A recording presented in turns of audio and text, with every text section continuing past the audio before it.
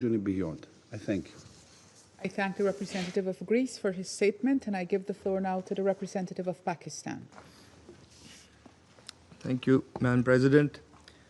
We would like to also join colleagues in thanking Director General Grossi and Undersecretary General De Carlo for their briefings.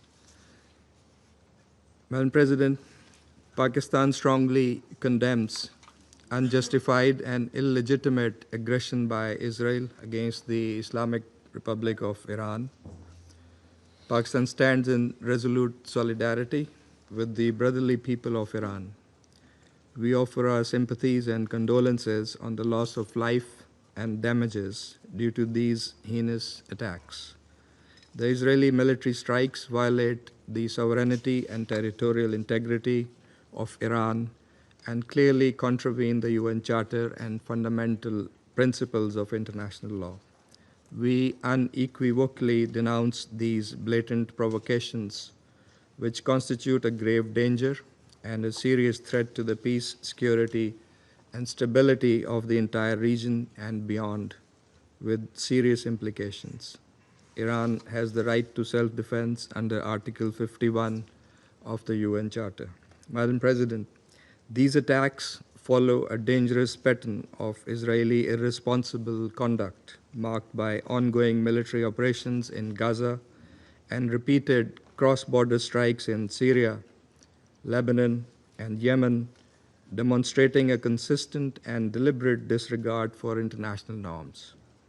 Israel's actions in the Middle East reflect a continuing pattern of unilateral militarism in flagrant violation of Article 2.4 of the UN Charter and represent acts of aggression as defined under General Assembly Resolution 3314 of 1974. Israel's serial breaches of sovereignty normalize impunity, erode the authority of the United Nations, and gravely undermine the international order. Such blatant aggression and contempt for international law has already had devastating consequences. In Gaza, tens of thousands of civilians have been killed as a result of Israeli military onslaught, and a humanitarian catastrophe has unfolded under an illegal blockade that has in fact been there for over 15 years. In Syria, Yemen, and Lebanon, Israeli airstrikes have repeatedly targeted sovereign territory, undermining regional stability and exacerbating tensions. The fact that these attacks against Iran have happened in the middle of a negotiations process aimed at finding a peaceful diplomatic solution to the Iranian nuclear issue makes it all the more morally repugnant and against international norms. These actions risk eroding the trust and sanctity of the negotiations process, so crucial for the peaceful settlement of these issues. Madam President, Pakistan reaffirms its support for the resolution of the Iranian nuclear issue through peaceful means, diplomatic engagement, and sustained dialogue.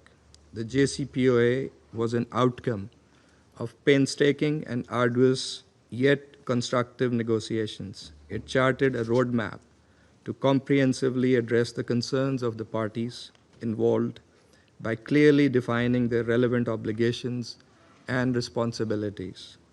The illegal use of force against Iran and the ensuing situation are likely to frustrate the ongoing diplomatic efforts and could destabilize a region that is already under very severe stress. The ongoing diplomatic contacts to reach a negotiated deal and other endeavors to promote regional peace and security must not be allowed to be appended. It is highly regrettable that these attacks have happened when the IAEA was continuing its verification activities in Iran. Such actions threaten the IAEA's technical work, which should be supported and not disrupted. Israel has violated international law, IAEA statute, and several IAEA resolutions by attacking the IAEA safeguarded facilities. In addition to serious violation of international law, these attacks risk setting a dangerous negative precedent and pose a grave threat to safety of populations in the region and around the globe. Pakistan, as an immediate neighbor of Iran, is therefore seriously concerned. Security Council Resolution 487 strongly affirmed such attacks as a clear violation of the UN Charter, the norms of international conduct, and a serious threat to the entire IAEA safeguard regime. We call on all parties, Madam President, to fulfill their respective obligations and responsibilities and avoid escalation. Even in these testing times, diplomatic engagement and dialogue must be prioritized.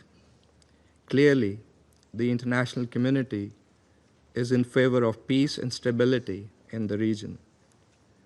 In a few days, next week, the international community, the UN membership, was to come together to express its will to chart the path for the Palestinian state as part of the two-state solution that would usher in the long-awaited, just, and durable peace in the Middle East. Israel's reckless and irresponsible behavior cannot be allowed to jeopardize the efforts for peace, endanger the stability of the entire region, and risk wider escalation, thereby threatening global peace and security.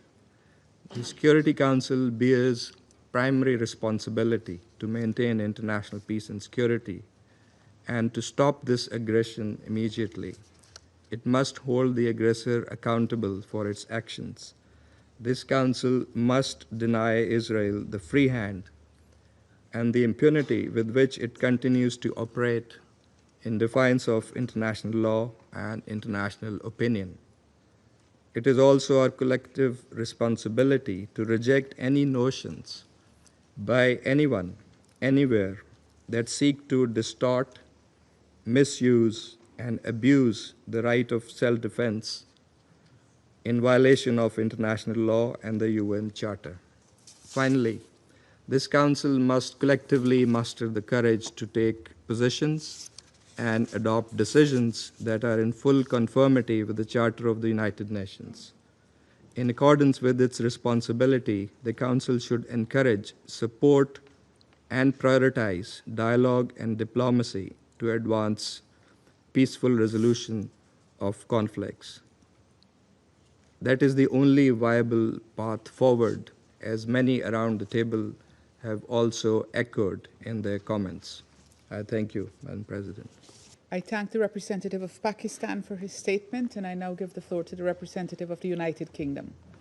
Thank you, President. And I'd like to start by thanking USG DiCarlo and Director General Grossi for their briefings. President, the Security Council meets today at a dangerous moment. We are deeply concerned by Israel's strikes on sites in Iran, as well as the Iranian military action we've already seen in response. There is a clear risk that this crisis escalates, with serious implications for peace and security across the region and beyond. This is in no one's interests. Colleagues, our first priority must be to prevent further escalation in the Middle East. We urge all parties